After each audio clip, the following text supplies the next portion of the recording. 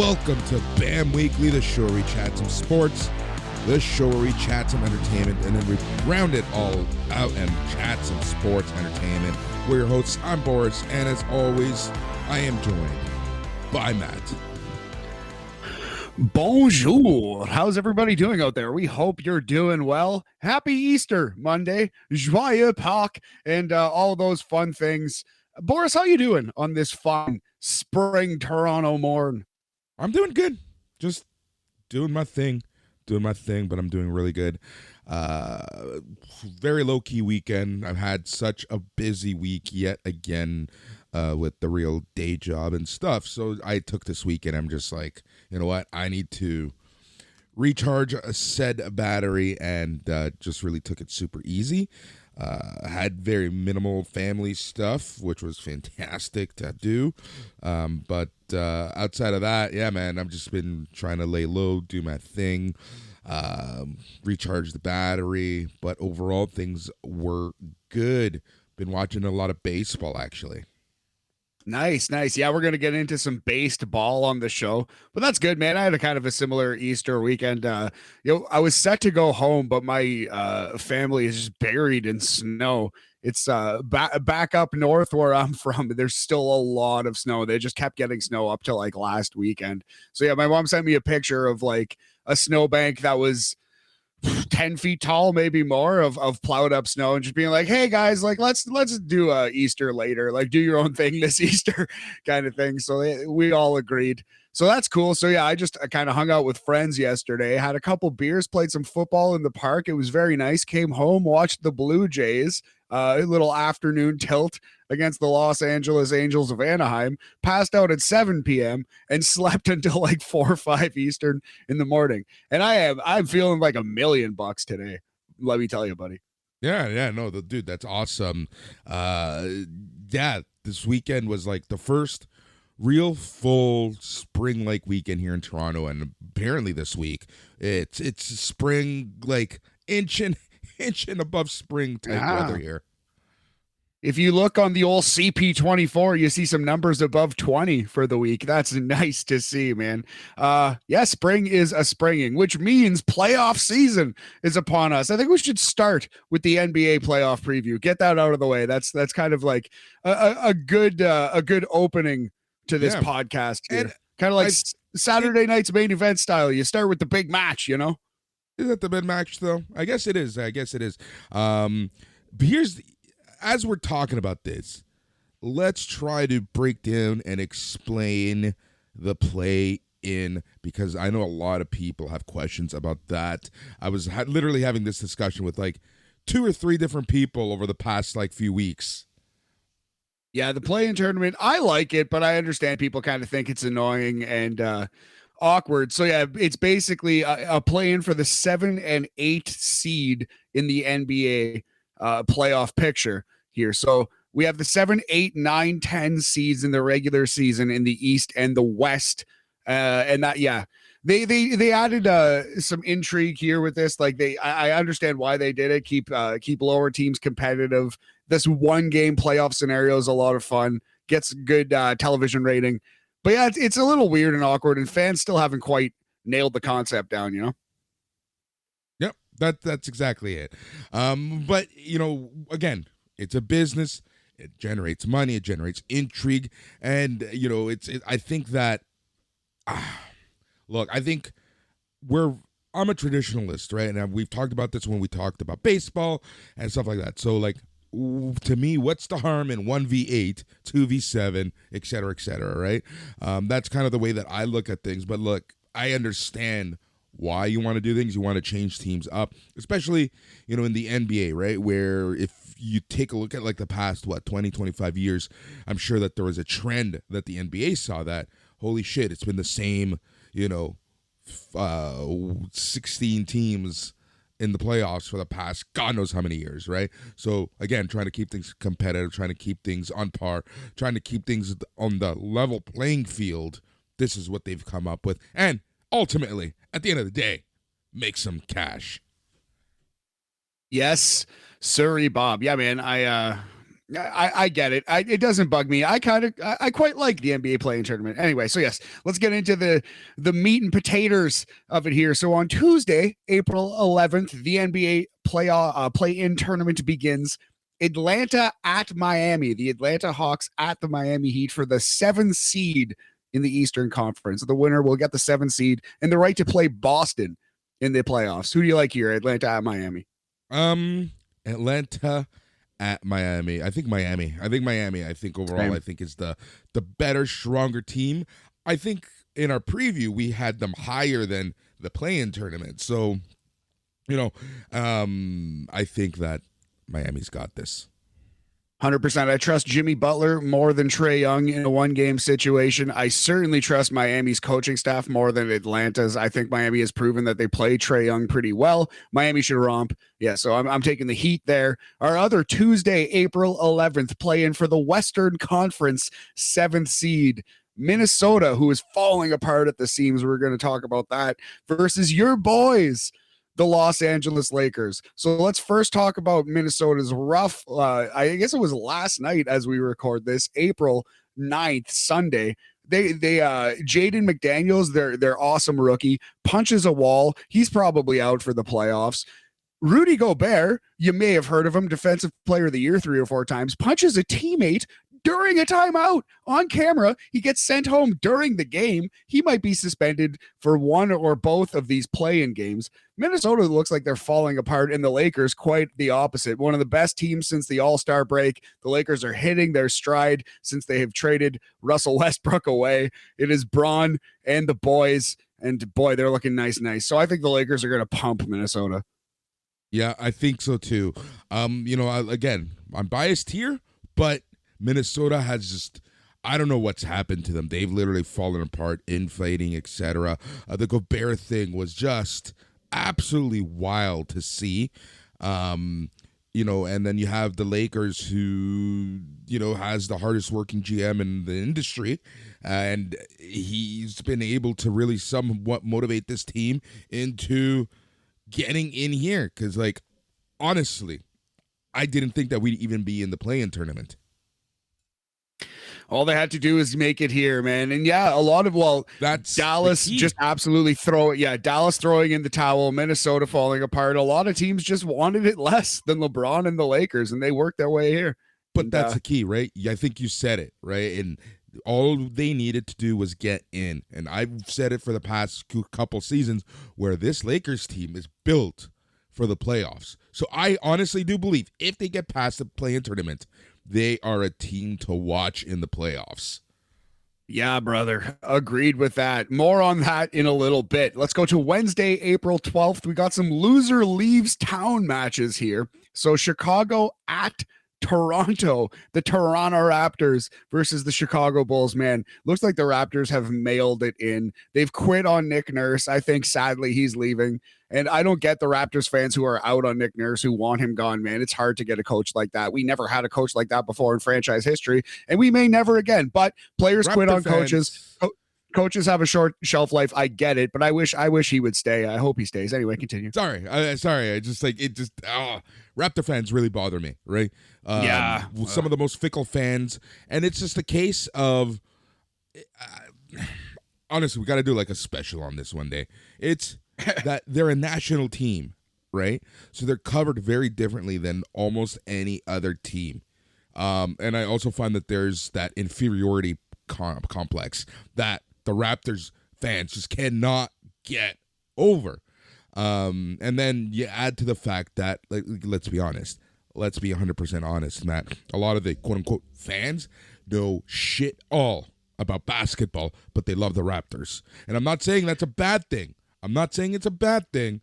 I love the fact that the Raptors are so well supported, but they don't fully understand the sport that they're supporting. So there's a huge disconnect, and we've seen this in the past. Toronto is very quick at just absolutely turning on people, depending on who TSN and Sportsnet tells you, what to think. Sad but true in some cases. The Maple Leafs are much worse than that. The Maple Leaf fans seem to, and Jeff Merrick makes this point a lot. It's absolutely correct. They seem to pick a defenseman No matter what season it is, there is a defenseman on the Maple Leafs roster that every Maple Leafs fan just fucking hates. Used to be Yes. Brian McCabe for a long time. There was a commissaric era. There's a brief Caberlet era. He played himself out of their good graces and into the "We Hate You" group. Man, there's been some. Zaitsev was the hated defenseman for a little bit. You can go down the list of Maple Leaf seasons. I'm not sure who it is this year. It's not Cody Ceci anymore, but he got a rough one. He got a lot. He got it bad. Yeah. Poor Cody Ceci. Yeah, he was just getting straight bullets left, right, and center. Like, it was crazy. So yeah, man, Toronto will turn on a person who plays in their city. So this is how I see this game going. DeMar DeRozan, ex-Raptor, rolls into Toronto and scores 55 points and just absolutely torches the Raptors. And the Raptors are ready to go home by the second minute of the second quarter. Bulls win. Toronto leaves town. I hate to say it, but I think the Raptors are losing. I think DeMar's going to go off. Yeah, he's going to have a Cody-like 81-pointer. Yes. Yeah, it's going to be full Kobe Rhodes adrenaline in his soul. That brings us to the Western Conference loser leaves town match, Wednesday, April 12th. Exciting game here. Oklahoma City at New Orleans. Would have been much better if Zion was on the court, but that's not going to happen. In a one-game playoff, possibly ever again. No, he'll be back at some point, but in a one-game playoff situation like this, I really like Shai Gilgeous-Alexander and the scrappy Oklahoma City team. I think they're going to shock New Orleans. I believe you're correct. I don't know. There's just something I like about that team, and there's something about New Orleans that I just don't trust in a one-game situation. Agreed, man. Agreed. So I'm thinking both home teams are going to lose and thus leave town. I like Chicago to beat Toronto, and I like OKC to beat New Orleans. That brings us to Friday, April 14th. These are the 8th seed play-in games. So we have the winner of Chicago versus Toronto. In this case, I think Chicago versus the loser of Atlanta versus Miami. In this case, I think that would be Atlanta. So we have Chicago at Atlanta for the 8th seed and the right to play the Milwaukee Bucks. In a one-game playoff, you could say Trae Young is the best player on the court, but I just think Chicago's kind of they have a little more pride than Atlanta. I just like their team more. 1 through 15 on paper. I think the Bulls are going to make the playoffs. I think the Bulls are going to beat the Raptors and the Hawks. Yep. I think they're destined for the playoffs. DeRozan has a lot to prove, right? I think Chicago in general has a lot to prove. So I'm really gonna, put my money. If I was gonna put a $5 on anyone leaving this play-in tournament, it would be Chicago. I like that. Throw a little $5. You can bet those games individually, probably make some nice coin, or maybe just get the future bet for Chicago as the 8th seed. Like where your head's out there, man. I'm picking the Bulls to make it to the 8th seed. And then we have the Western Conference 8th seed game. It would be the winner of OKC New Orleans, which we have as OKC, versus the loser of Minnesota Lakers, which I think we all have as Minnesota. So how far has Minnesota fallen? Will they lose 2 straight games? Will they lose to the Oklahoma City Thunder here? My guess is yes. I think the wheels have come off in Minnesota. I think OKC is going to win, but this is a pick against Minnesota more than a pick for OKC. That's exactly what it is, right? Like, I think that OKC is just fallen that far off the plot that there's no coming back for them. I think that they're done. I think that team is going to hit some form of a rebuild in the offseason. I don't know, but I have zero faith in OKC. Minnesota, sorry. I don't know what. Yeah, I was thinking OKC. They're the ones going through the soft rebuild right now. Yes, exactly. Yeah, Minnesota, they're so locked in with Gobert. It's tough, man. But yeah, the loss of McDaniels hurts them. He's really good. He's a great defensive player. He's got a lot of spunk. Obviously, he punched a wall. It's got maybe too much spunk. But yes, that's going to hurt Minnesota. I just think Minnesota is in tatters right now. So yes, I like OKC to come through there. So let's go to the playoff picture now, big homie. Let's start in the Eastern Conference. Your Chicago Bulls versus Milwaukee. Milwaukee's going to stomp them. That would be the 1-8, and Milwaukee would crush them. 100%. Sorry, DeRozan. At least you made it to the dance. Okay, so Milwaukee moves on. That would mean they would play the winner of the 4-5, which is the Cleveland Cavaliers versus the New York Knicks. What a fun series this is. Yeah, it's two teams that are just up and coming, but I think that Cleveland's got it. I think Cleveland is a much better team. Yeah. I think they're built for the playoffs. I think that they can do it, but I think there's going to be like a 6 or 7 gamer.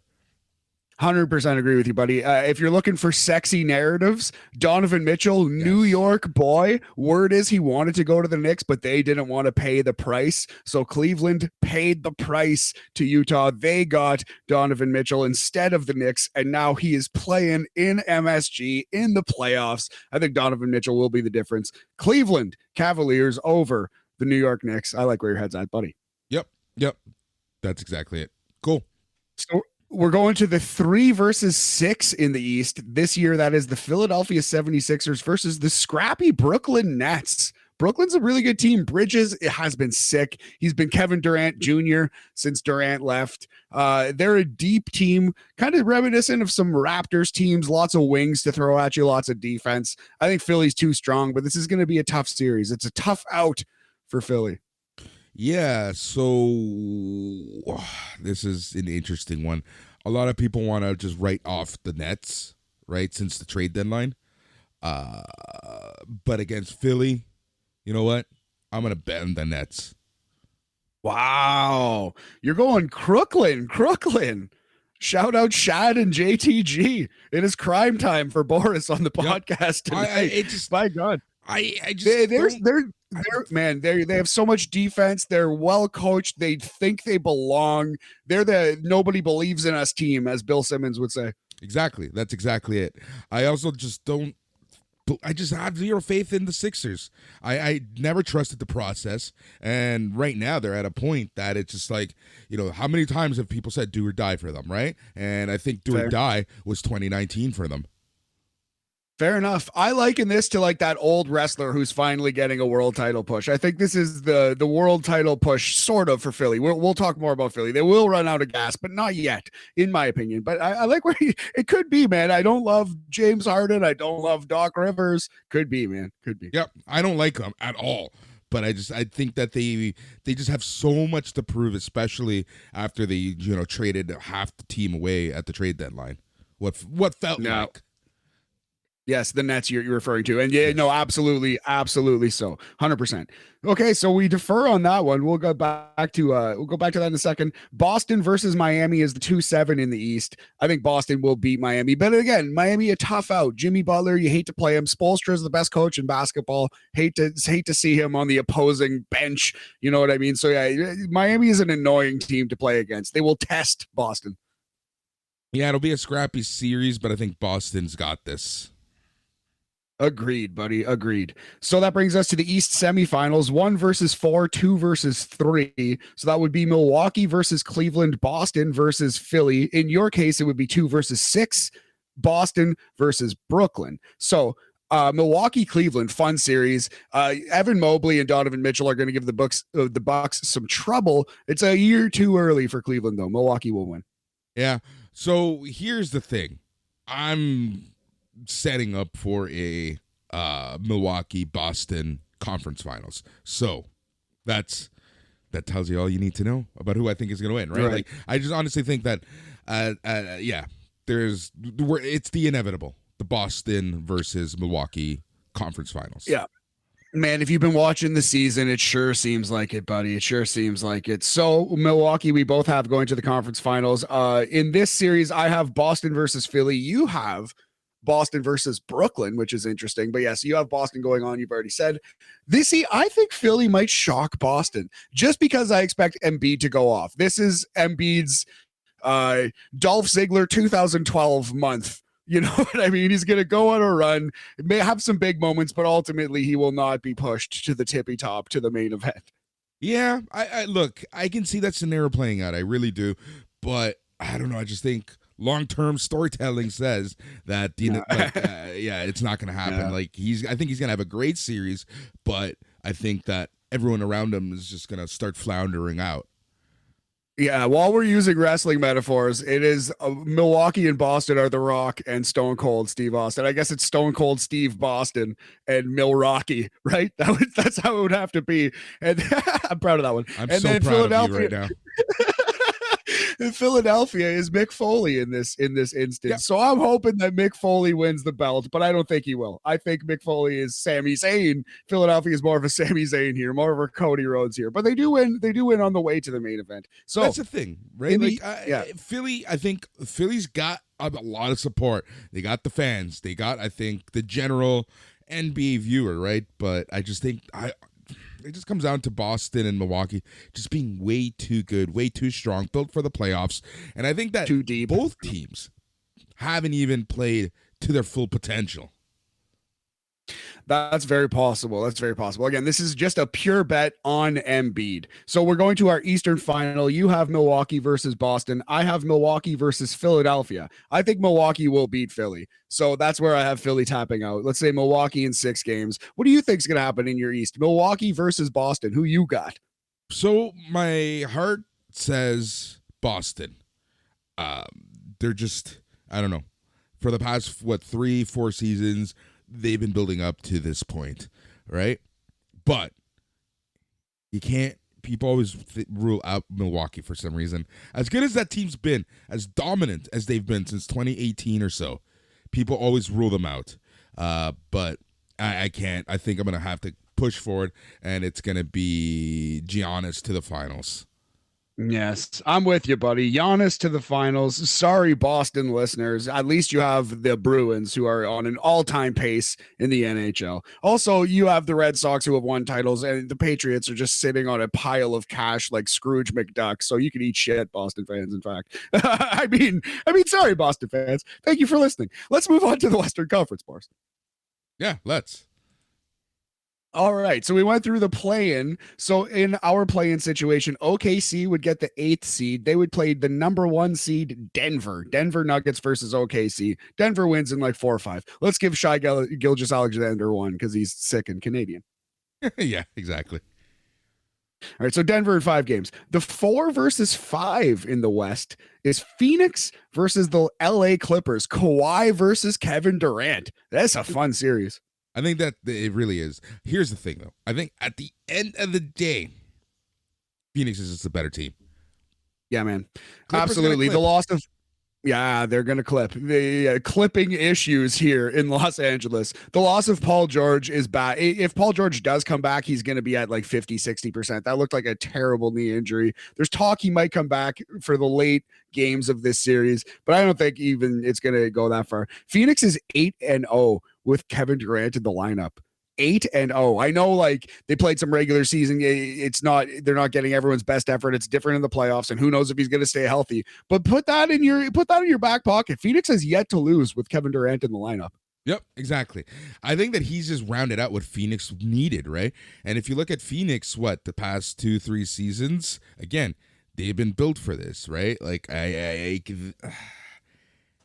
think this is more LA is gonna just lose than Phoenix is gonna win.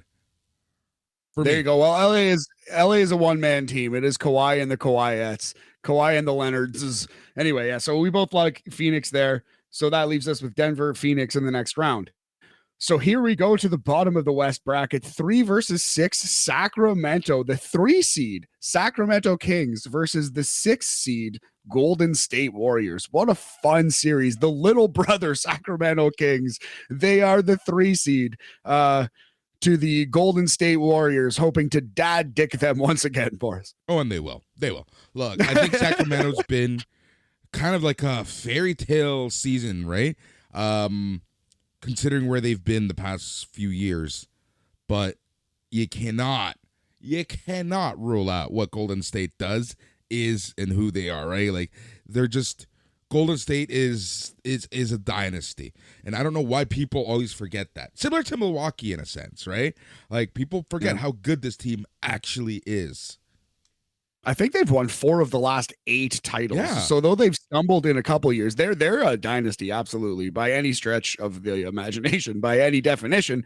They are a dynasty, in my opinion. So yeah, I think especially with Wiggins apparently coming back healthy, ready to go, Clay rolling, Steph rolling.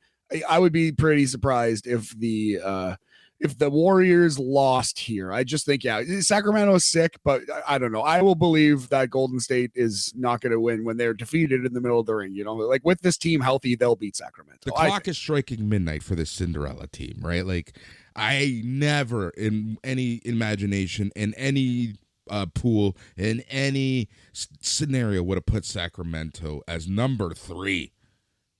3 in the West, very big. We both put them in the play-in, but we didn't expect this. It's been a great year for Sacramento, lots to build off of. De'Aaron Fox, breakout year. He's sick. I love Sabonis. I've been on Sabonis since he was in college. I was so mad when the Raptors had a chance to draft Sabonis, and they drafted Pirtle ahead of Sabonis. I like Pirtle. I like that he's back in Toronto, but that could be Sabonis on our team. Could have been all along. Could you imagine? Anyway, tough beat for Raptors fans there. Yeah, lots to like in Sacramento. This is just a horrendous, horrific draw for the poor Kings.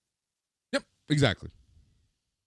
So yes, we both have Golden State there, and then it's the 2 versus 7 Lakers versus Memphis. I know we agree on this, which makes me sad for Memphis fans. Lakers are going to beat Memphis, especially with Ja kind of whatever's going on with him.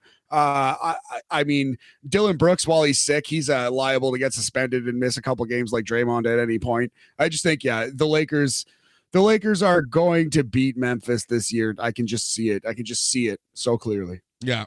You can, yeah, it's clear as day, in my opinion. The Lakers, they're. Look, I'm torn with this for the simple fact that I love the Lakers through and through, even during the early 90s, you know, the pre-Kobe days when they were the laughing stock of the NBA. But I want them to lose for the simple fact that I just want James out. I want him to get fed up, and I want him to leave, and I want the actual rebuild of the Lakers to happen. But I think that they're just a playoff team, and they're built for the playoffs, and they're going to go way too far to appease everyone and rinse and repeat, you know, playing again next season. Yeah, and over we go on the carousel. Yeah, it is a LeBron team in the early 2020s. That's what you're going to get. Yep. Big homie. Yeah, I just again, tough beat for Memphis. If Ja was like, I you just don't know what you're going to get with Ja, and maybe he'll be completely fine and he's worked his way through it. But yeah, there's been rumors that he went to rehab. We know he went to counseling and therapy, which is always good. That's not like a knock on anyone, but it just, my question is like, where is Ja mentally? Where is he physically? And on the Grizzlies, you kind of come and go as Ja Morant comes and goes. So yeah, just way safer somehow to bet on the 7th seed than the 2 seed in this scenario. So we're going Lakers. Yeah. Yep. Let's lock that pick in. All right, quickly, let's move through this. So that leaves us with West semifinals, Denver versus Phoenix and Golden State versus Lakers. First, Denver versus Phoenix, man. I hate to back off my preseason pick because I had Denver versus Milwaukee in the preseason. They both won their conferences. It would be very easy to just pencil them through. But I look at this Phoenix team, 8-0 since Durant's got there. And this is, we've said how many times, this is the best chance for Chris Paul to win the title. This is the next best last chance for Chris Paul. Kevin Durant is so good. Their team is not as deep as you would like, but man, just like with DeAndre Ayton and Paul and what they do have left around Kevin Durant, I think they're going to beat Jokic and Denver. Phoenix to the Western Conference Final. Wow. Phoenix, huh? That's a tough one. That is honestly a tough one, but I'm gonna have to keep with Denver. I like Phoenix. They're a sexy pick. I would probably put a 5er, but I just think that Denver is the better team. Could be Jokic's year, man. He's so damn good. And they have young Michael Porter Jr., young Jamal Murray. Could take a big step up here, could prove some people wrong. Denver needs to do it in the playoffs. They have been that team that kind of chokes. That San Jose Sharks of the NBA over the last few seasons. The Sacramento Kings of the 2000s, you know? Yep. Anyway, I'm certainly I'm going to go Phoenix there, but it's certainly not super confident. It wouldn't shock me if Denver won. But yeah, I'm going to say Phoenix. You're going to say Denver. So let's go to Golden State versus Lakers. This is a fun one. It's very tough. Again, I'm betting on a healthy Wiggins, the infrastructure of Golden State. And I like Steph more than I like Braun at this stage. I think Steph is going to, it's always going to be fun. This could be the last ever playoff series between Steph and Braun. If it shakes down like this, could be awesome. But I'm going Warriors. I'm going Stephen Curry and the Warriors over the Lakers in a very fun series. I agree. Yep. Lock it in. Lock it in for the official BAM pick. There you go. All right. So our Western Conference, you have Denver versus Golden State. I have Phoenix versus Golden State. I'm going to say Phoenix would be Golden State there. Again, I've said my piece about Phoenix. I just love Durant so much. And I think this is a year where it's going to be like lightning in a bottle a little bit for the Suns. So they will make the finals with this crazy cobbled together roster. Just because, again, if you've heard this podcast before, you know how much I goddamn love Kevin Durant. And in a pickle, gun to my head, I always go with Durant. Yeah. I'm going to have to go with Denver on this one. Nice. Okay. I like it. Jokic versus Giannis in the NBA final for Boris. Milwaukee versus Denver. I have Milwaukee versus Phoenix, and I have Giannis winning the title again. Milwaukee winning the title. What do you think? I agree. Lock it in. The Milwaukee Bucks. In the different twists and turns, we end up in the same place. I love it. So you have Milwaukee beating Denver and Jokic. I have Milwaukee beating Phoenix, Ayton, Chris Paul, and Kevin Durant. The Milwaukee Bucks, Giannis, Antetokounmpo, and crew winning the NBA title. Bam, there you go. That is our BAM playoff preview. Yep. Quick question. So the plan, when all of that's happening, what are the other teams doing? Gambling? Right? Right? I don't know, yeah. So having some fun. We'll talk about this as the playoffs shake out, but you know exactly where I'm going with this, right? It's the one issue that I have had with the MLB wild card series. It's, you know, we're seeing this more and more where you're giving professional athletes who are, you know, a little too superstitious sometimes. They're you know, they like their routines and things like that. So just something to a future discussion to have when we see how things shake out. I think it's way more impactful in baseball because they play every single day. There's way more resting and stuff in basketball anyway, and it's lower seeded in baseball. It's like, you know, 2 seeds. I don't know. Only 6 teams make the playoffs in baseball versus 10 now in basketball. Like I said, in each conference. I'm just gonna keep an eye on it, right, and compare it to last year. And again, I might not draw a conclusion, but it's for sure something to keep an eye on in basketball. For sure. In baseball, I don't like it, but you know, yeah, the teams winning the regular season and thus getting time off while other teams play in the playoffs. Yeah, which could lead to some ring rust. That's a good transition to baseball. We can talk a little bit of baseball. Awesome series between the Blue Jays and the Angels this weekend. Tampa Bay Rays 9-0, looking like the toast of the town early. It's been a really fun baseball season. What did so we far. say about the Rays, right? Like they're either going to do amazing or they're going to suck, and we have our answer. Always that scrapey team. But yeah, I would say Blue Jays Angels was one of the most entertaining baseball series like this early in the season that I can remember. I'm so excited to see that again, hopefully in the playoffs. But yeah, Blue Jays Angels was probably most fun I've had watching baseball this year so far. But there's been some good stuff out there. I've been playing MLB Beat the Streak. I got my streak up to 16 already before it came shattering down because I started bragging to my friends about it yesterday. Yep. I said you're an idiot. I said you screwed yourself. Shouldn't open my mouth, but I'll get back on it. Got a free week of MLB TV for that top performance there. That was pretty fun. I like to beat the streak game. We've talked about that before, but yeah. What are you thinking about the baseball season right now, homie? Having a lot of fun, man. It's looking really good. The American League, obviously, you have the Rays at 9-0. The Central is also looking pretty sweet with the Twins, the Cardinals, Twins and Guardians. Sorry, kind of going back and forth with each other. The West. I think the problem with the West is that they've just had a tough schedule right now. So the West isn't looking as sweet, but the National League, that National League West, just filthy, just absolutely filthy right now. Diamondbacks are on top. then the Padres, then the Dodgers, then the Giants. But literally only 2 games separate everyone. And I know it's early, but I honestly feel like that's what the West is going to be in the National League. It's just going to be such a tight division. It's not even going to be funny.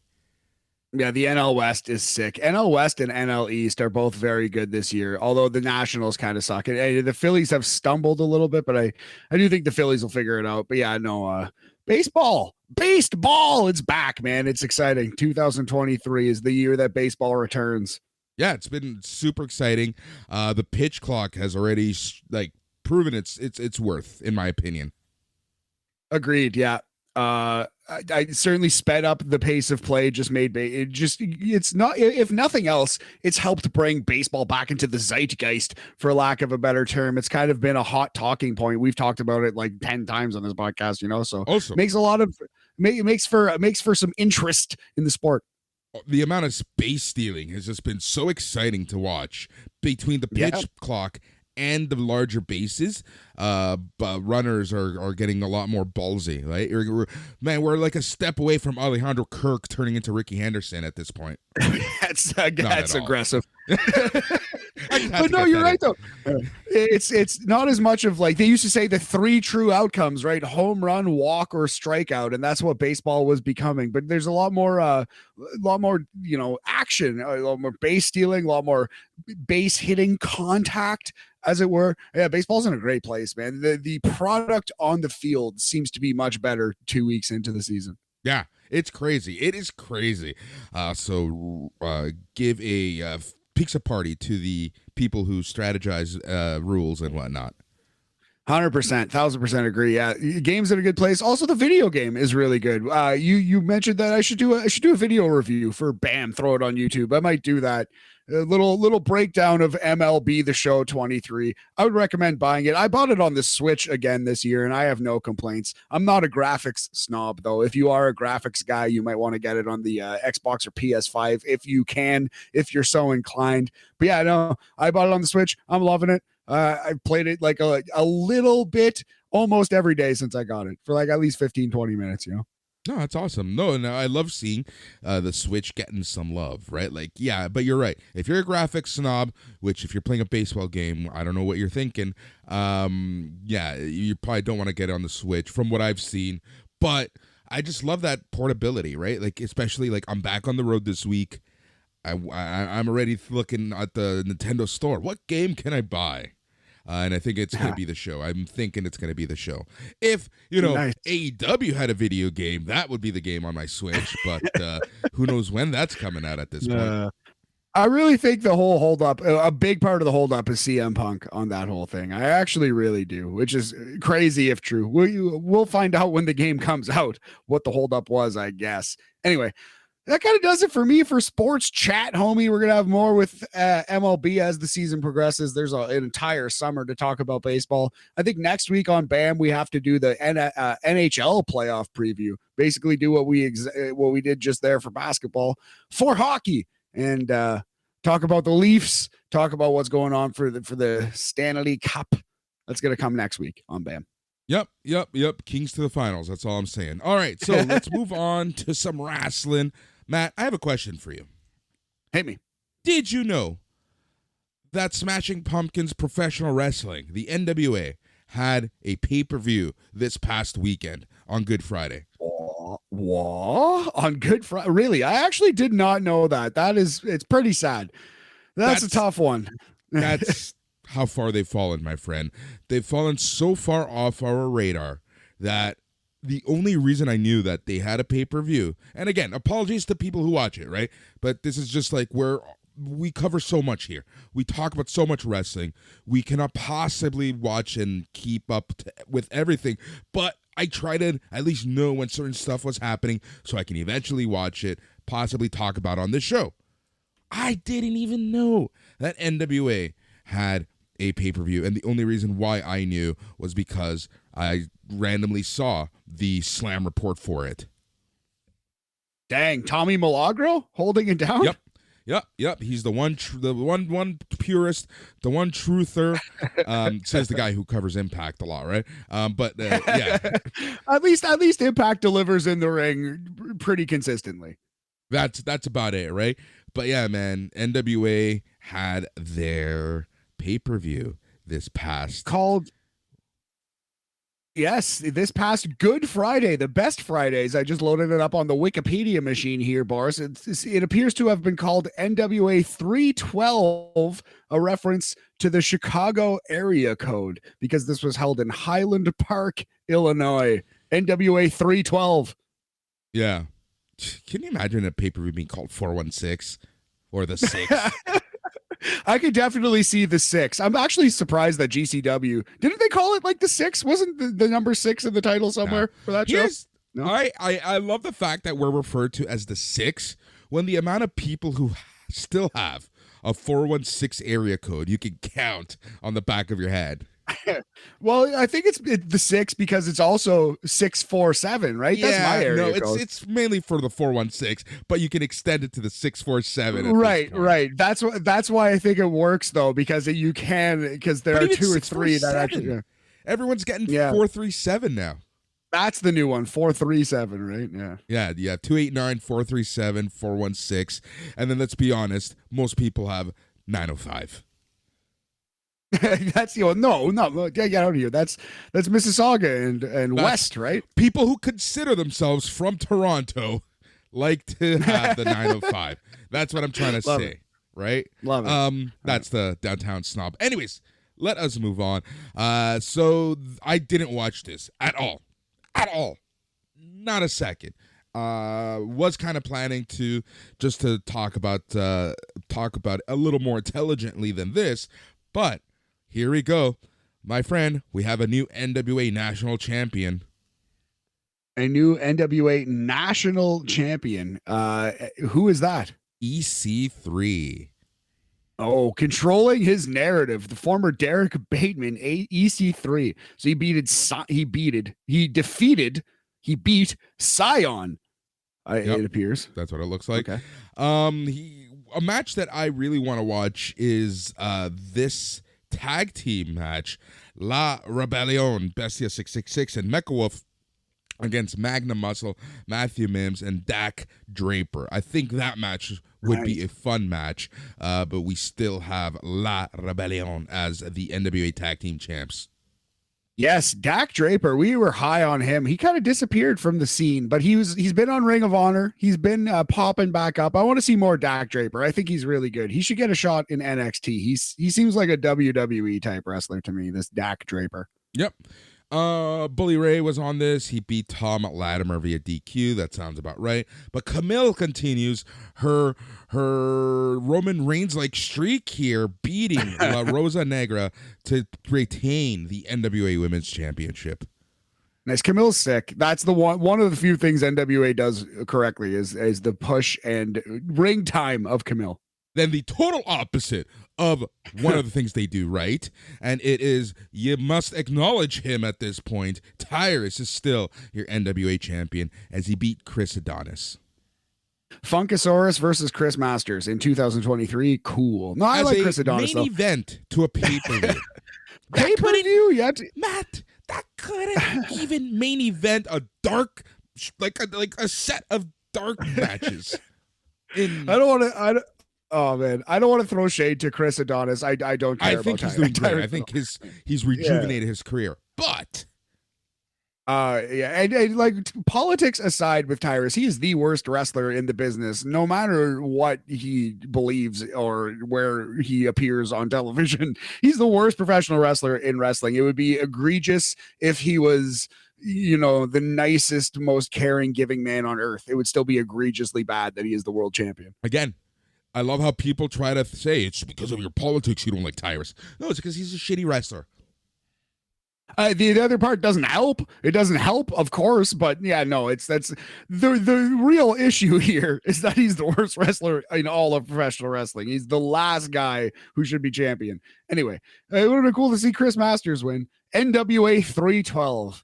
Cool. And look, no one is even watching these shows, so it's not like people are tuning in to watch Tyrus lose. No one gives a crap. Nah, that's the thing. That's kind of how I feel at this time. Like it's NWA. I want it to do well, right? I really, They were really doing do. well. They were doing well right before the pandemic. They had Ricky Starks and Eddie Kingston kind of breaking out. They were doing pretty well. They had Jim Cornette on commentary, and say what you will about him, but he's a hell of a talker. And obviously he talked himself into some trouble and got fired. But at that moment, it was a very entertaining show to watch. Yep. Speaking of entertaining shows, here's a pay-per-view that I absolutely know is happening, especially because it's happening in our backyard of Toronto, Ontario next Sunday, and that is Impact Wrestling's Rebellion.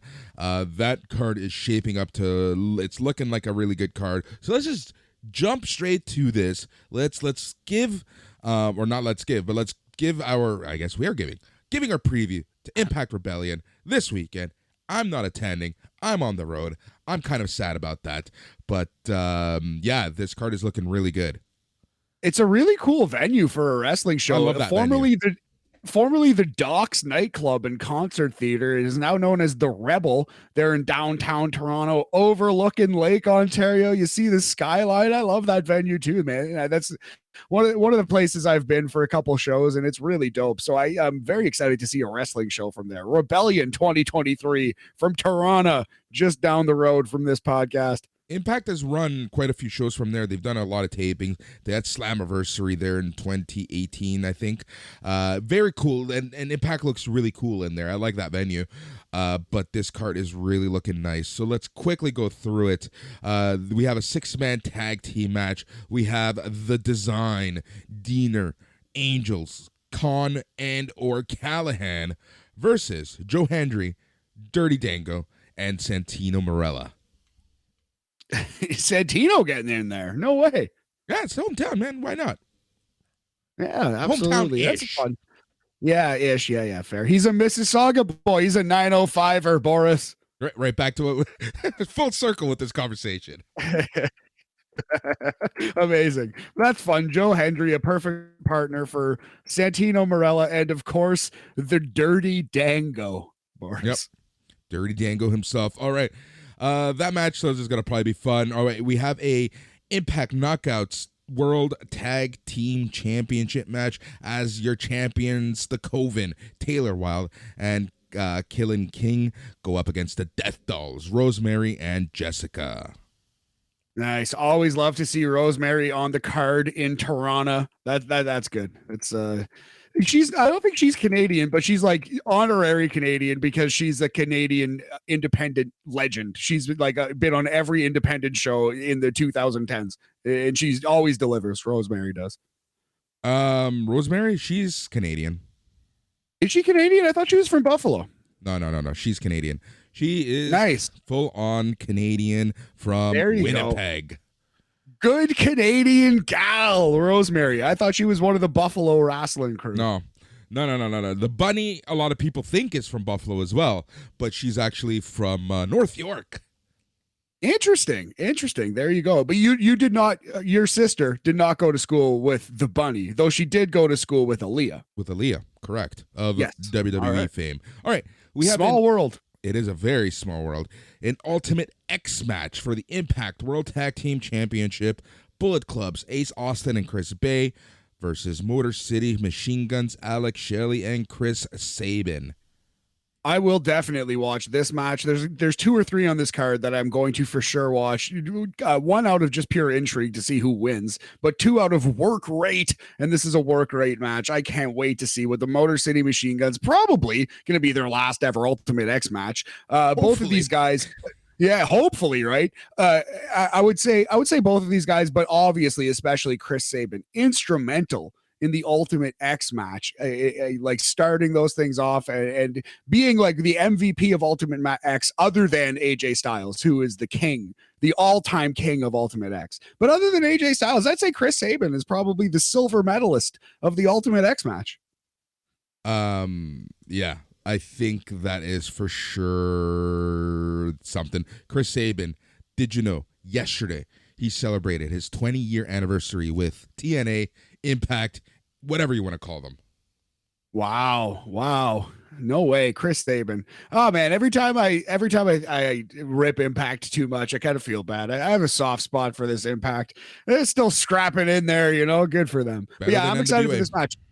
Better than NWA for sure. Every day of the week, I will certainly watch this match, and I believe the next one that you're going to talk about. The next match is actually the match I'm looking forward to the most, and it's a 3-way elimination match for the Impact X Division Championship. Your champ Trey Miguel versus Mike Bailey versus Jonathan Gresham. This match should, I think, will steal the show. I'm so excited for this. Trey Miguel's such an excellent wrestler, so fast in there, so quick, so crisp. Great wrestler. Jonathan Gresham is also a great wrestler, but just the total complete different package from Trey Miguel. That the Taz type Pokemon is Jonathan Gresham. So you have like a traditional technician versus a traditional high flyer versus Mike Bailey, who's completely unique. There's never been a wrestler like him. He's the Karate Kid. So it's Karate Kid versus technician versus high flyer in this triple threat. This is gonna be a lot of fun. Can't wait for this one too. I think that's I think you summed it up best, right? It's 3 completely different styles who are just coming together in this crazy match. The Impact X Division title is typically your craziest matches, and you're getting 3 completely distinct wrestlers here, right? Like we've seen Mike Bailey and Jonathan Gresham go at it, mixed bag with reviews, but you add Trey Miguel on this, and honestly, I think this match is going to be pure fire and absolutely special. 100%, 1000% agree. Yep. We have a 10 wrestler hardcore war match. We have Team Bully Ray, Kenny King, John Schuyler, and Jason Hotch, and Masha Slamovich versus Team Dreamer, Tommy Dreamer, Yuya Uemura, Frankie Kazarian, Killer Kelly, and one person to be announced. Nice. So Killer Kelly has kind of already filled the female role, but I was gonna say they should bring in ODB. It seems like an ODB appearance, but they'll probably bring in a male wrestler as the partner TBA. Yeah. If Petey Williams wasn't a producer in WWE, I would have said him because he has to show up when they're in Toronto, but he's not available to them anymore. Makes sense. Is Lance Storm still he's a producer for them? Willing? Is he willing to get in the ring? Would he do something? That's not really the Lance Storm match. I feel like if he's going to get in there, it's going to be built up as some kind of thing, not just a random. But he's ECW, right? He's Canadian. He's in Impact. Could happen. I can see that, man. I can honestly see that. Yeah. So we'll see who that is. And again, this match is going to be a mess, but I think it will be a lot of fun. Yes, a fun disaster. I'm looking forward to it. And we said this last time with Bully Ray and Tommy Dreamer. When you're scrolling through results and when you're reading, it's easy to roll your eyes at it and crack jokes about it. And God knows we do and will continue to crack jokes about Bully Ray and Tommy Dreamer in the main event of TNA. But when you're actually live and you're watching these guys and they're masterclass professional wrestlers, they know how to manipulate a crowd. It's a ton of fun. This match will be a lot of fun to see live, I'm sure. Look at this. A disaster, but fun. Oh, 100% disaster, because that's what I saw live at Sacrifice a few weeks ago. But here's the thing. This is the type of match that not the hardcore part, but look at everyone else. You have Kenny King, John Schuyler, Jason Hodge, Masha Slamovich, Yuya Uemura, and that up-and-comer Frankie Kazarian, Killer Kelly, and whoever that to be determined person wrestler is, right? Like, this is where you want them. Put them around people you want to get more attention and Impact. Great call. Yeah, if you're gonna have Bully Ray and Tommy Dreamer around, this is a good place for them. Yeah. All right, let's talk about the 2 championship matches. We have potentially a 3-way match for the Impact Knockouts World Championship. So here's the deal. This Thursday on Impact TV, if Mickie James is cleared to compete, she has a broken rib. If she is cleared to compete, we are going to get a triple threat match of Mickie James versus Jordan Grace versus Deonna Purrazzo for the Knockouts World Championship.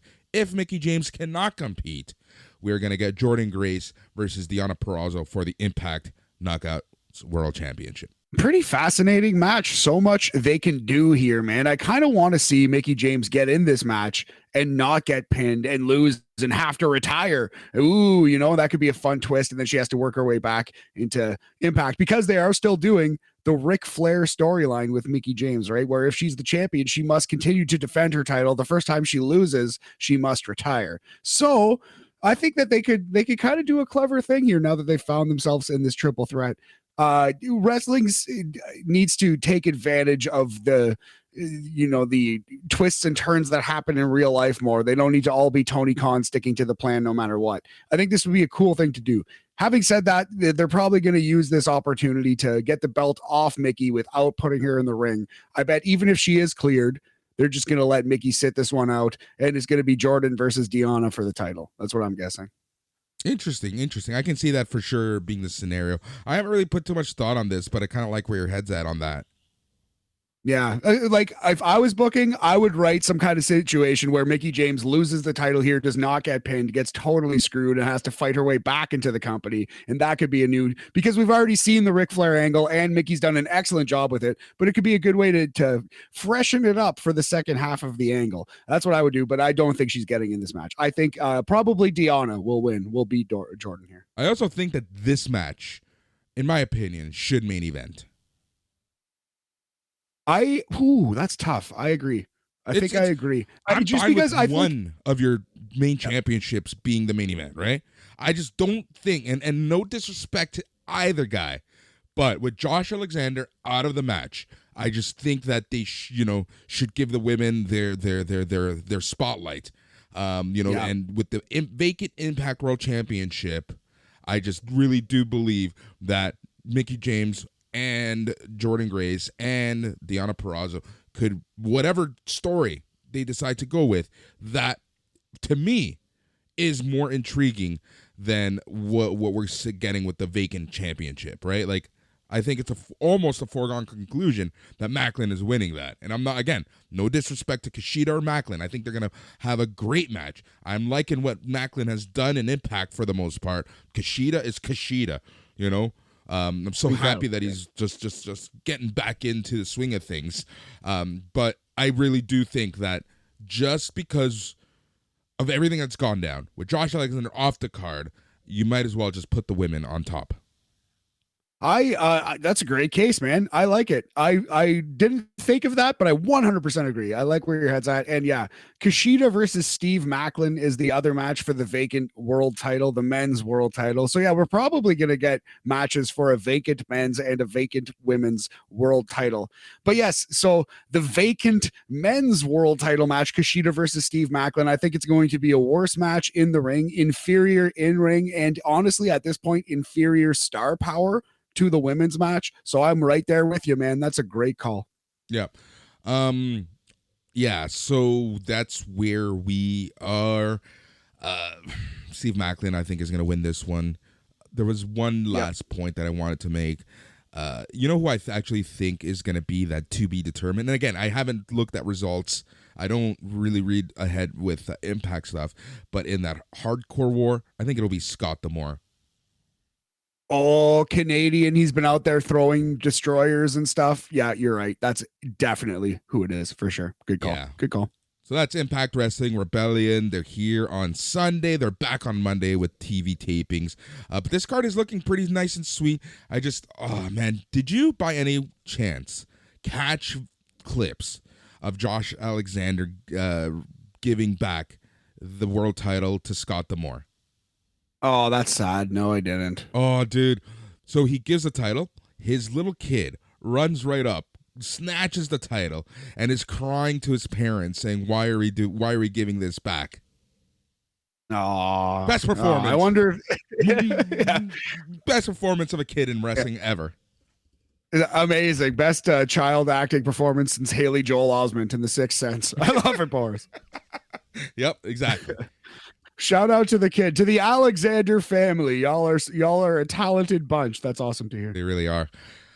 So that's Impact. Let us jump to the main event of this show. We're not going to talk about the entire card, but we're going to talk about notable things that happened through the card, and that is New Japan Pro Wrestling's Sakura Genesis as it took place Saturday morning, Saturday afternoon, wherever in the world you were, depending on where in the world you were.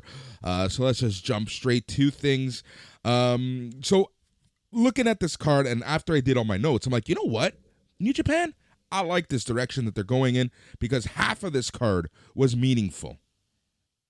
Yeah, absolutely. Well, going up to the fourth match, I feel like we got to talk about everything down. Yeah, so yeah, like you that's said, exactly it. the first, and even the fourth yeah. match. Let's just quickly talk about the important thing. So we had Bullet Clubs, David Finlay, Kenta, and El Fantasma with Geto versus Tamatonga, Hikuleo, and Master Wato. And what I loved about this match was how short it was.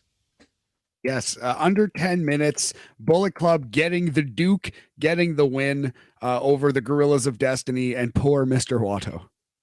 And Matt, let us talk about the angle that happened after. Oh, our boy, LP, El Phantasmo, banished from the Bullet Club. So, are we going to get a AEW Bullet Club versus New Japan Bullet Club at Forbidden Door? Oh, that could be a thing. El Phantasmo with Switchblade and Juice Robinson versus David Finlay, Kenta, and whoever's left in New Japan. Yeah, exactly. Yeah, exactly. I like it. I like where your head's at. Yeah, it could be. We're going to see what El Phantasmo does, what happens with him, but it looks like he's going babyface LP in New Japan. You know what? Let's do it. I'm for it. Like I told you via text when this all went down, whatever gives El Phantasmo more exposure, a better position in the card, I'm for it because I think he was naturally starting to get cheered. He has so much charisma. He's so good at what he does.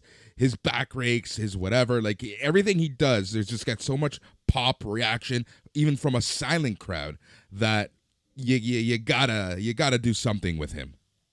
Had to give him more play. Had to give him more minutes off the bench, Boris. Exactly. Move him up that lineup. Yep, exactly. All right, so that's the thing. So we'll see what happens with Bullet Club and all of that drama. I feel like, here's the one thing. I feel like this is just a replay of 2019 when Kenny and Adam Cole were about to go at it, and then they switched to Kenny and Cody and blah, blah, blah, blah. Yeah, we've seen this before in the Bullet Club for sure. But whatever gets Phantasmo up the card. Yeah, exactly. All right, let us talk about the IWGP Women's title.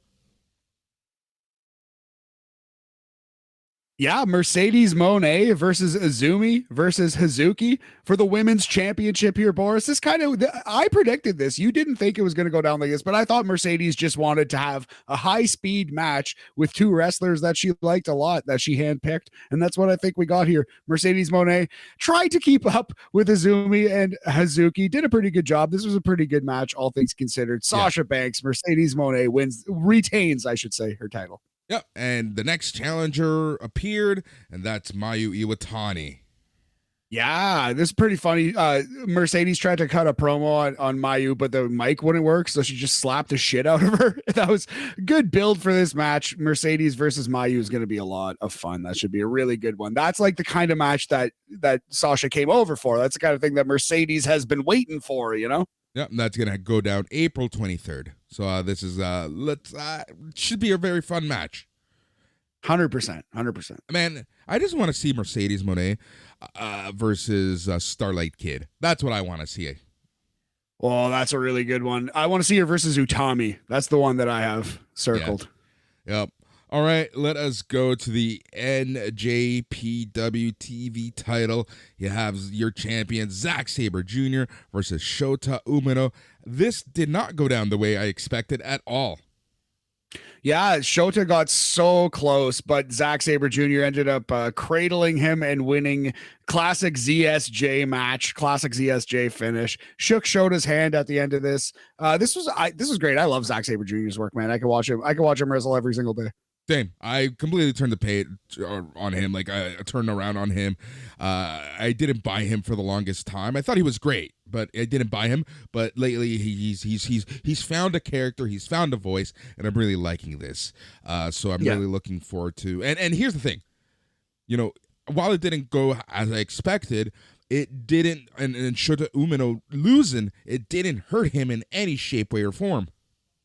No, the way the match was built, Shota kind of had the moral victory here. He was just out wrestled for 3 seconds by one of the absolute goats, one of the absolute greatest of all time, and certainly one of the greatest currently, Zack Sabre Jr. So yeah, you no shame in that defeat, young Shota. Great match overall. All right. My favorite match of the night. And that's simply because of the winners, simply because of what's possible for Forbidden Door at this point.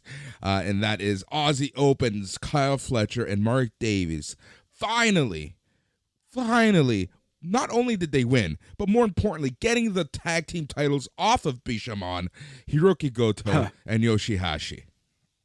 It's funny because this was the show where SANADA finally wins the big one and he finally gets his coronation. And that was a good match too. A great match, even I would say, SANADA versus Okada. But if you're going to watch one thing on this show, it's got to be the tag team titles. Aussie Open versus Bishamon. This match ruled. I actually wasn't even going to watch it. And I just threw it on just because I'll watch the coronation of Aussie Open. And this has to be on our list to end the year. This match was a war. This was an awesome professional wrestling match. I would safely say, the best match on this card was the Aussie Open versus Bishamon tag team title match.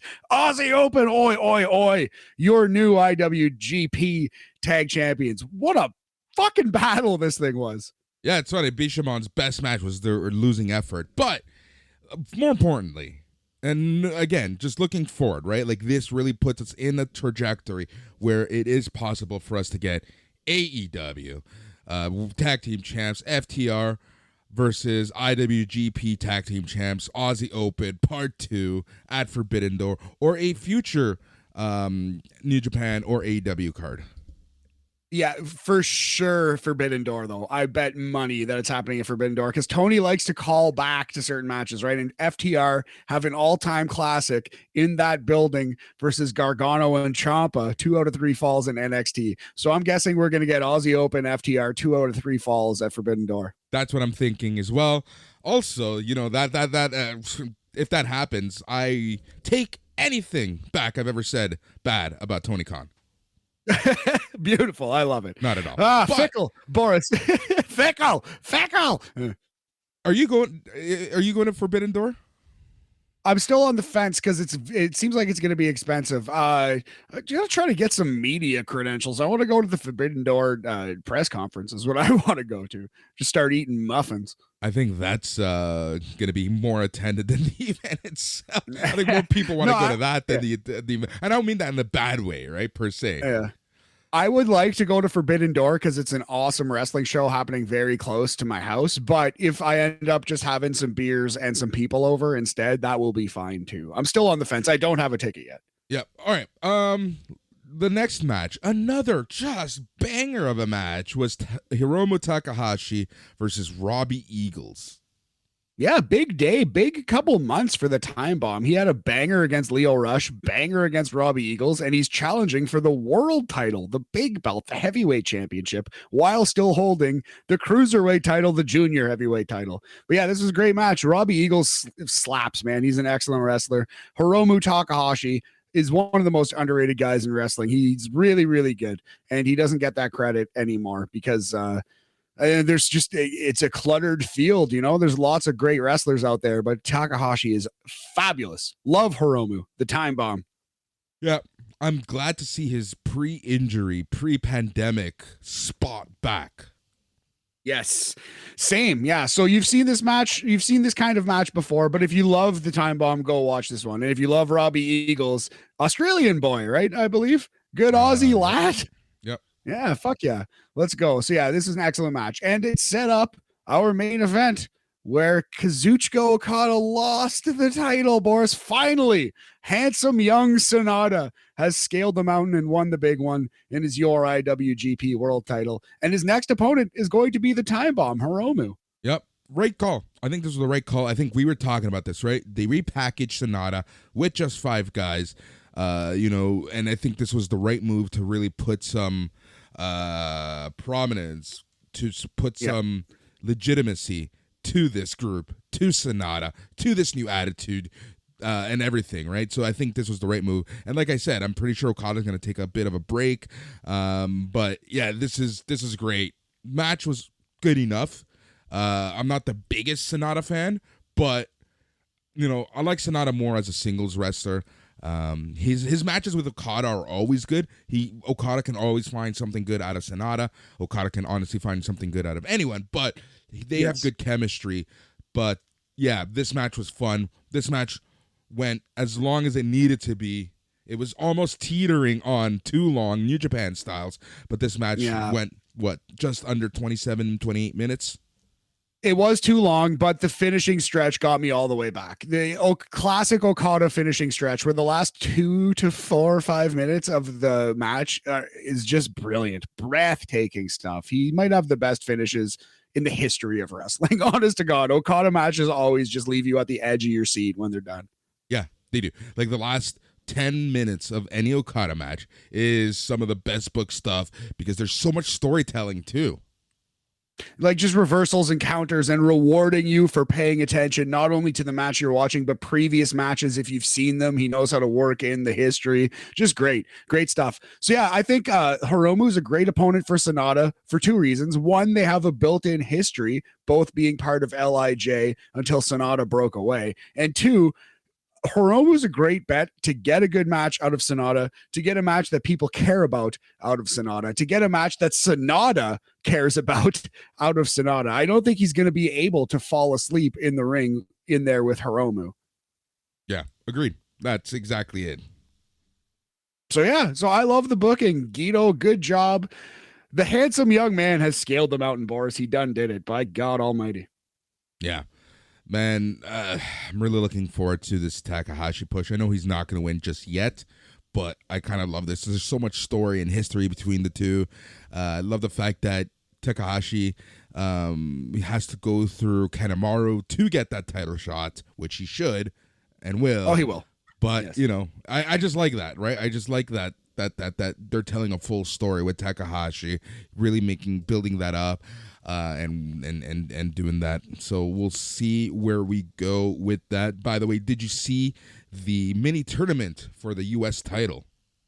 Yes, I didn't. I forget off the top of my head the participants, but yes, Kenny Omega's next challenger will be decided in a 4-man single elimination tournament. Yeah, it's should be fun. I'm trying to bring it up. Can you vamp for a second? Yeah, absolutely. So I do think I saw Ospreay in there, and I think we're getting Ospreay. It's going to be Ospreay who wins the tournament, and the dates are set up as such that it could happen at Forbidden Door. Whoever wins this, whoever wins this match is facing Omega at Dominion. Yeah, it's at Dominion. Whoever wins the tournament. Oh, yeah. I see. Okay. Yeah, it's at Dominion. So here it is. We have at Collision in Philadelphia. We have Lance Archer versus Juice Robinson. That's happening Sunday, April 16th. Okay. I think Juice will win. Then at New Japan Strong Resurgence on May 21st, we have Tanahashi versus Will Ospreay. Yeah, Ospreay is going to win that one. Tough beat for Tana. Yeah, and you're right. So the match to determine who faces Kenny Omega at Forbidden Door will be happening at Dominion. So I think, that's what I thought. Yeah. So I think that are we going to get Will Ospreay versus Kenny Omega part 2? Here's what do you think? What are your thoughts? So the tournament ends at Dominion. I think it's going to be Ospreay over Juice, just the way that they've been pushed recently in the wrestling world. And then, that sets up whoever the tournament winner is to probably wrestle Omega at Forbidden Door. So it's really looking like this is our build to Ospreay versus Omega at Forbidden Door, man. Yep. It really does. Yeah, and I should not have doubted you, because if you even look at the poster for this, it has all the Forbidden Door insignia around Kenny Omega. Right. So there you go, brother. There you go. So it sure seems like this is the road. This is the road to Omega versus Ospreay 2. Potential Forbidden Door matches: Kenny Omega versus Will Ospreay 2, Aussie Open versus FTR 2. My God. Oh, I might have to go to this show. Oh man. Lordy. But I'm gonna want to watch it on TV too, Boris. Who knows? It'll be a great night. Yeah, exactly right, buddy. It'll be a great night no matter what happens. But yeah, I can't wait for that one. Well, it's been a fun show, man. Wrestling's in a good place, sports are in a good place. Let's fucking go. Yep, leave it locked in here on Astronomy Radio, where we have all the shows for all the wrestling and all the pop culture and everything in between, whether you like music, wrestling, or whatever. Astronomy Radio's got a little something for you. Become part of the family just by joining us at our Patreon at patreon.com/SNME Radio. Matt, as always, it's been a pleasure. Matt. Thanks, brother. He's Matt. I'm Boris. Till next time, stay tranquilo. Yeah. Deus in reuniam, hippitus hoppitus reus Domine, insus viatoreum, lepus in re sanctum, hippitus hoppitus Deus Domine.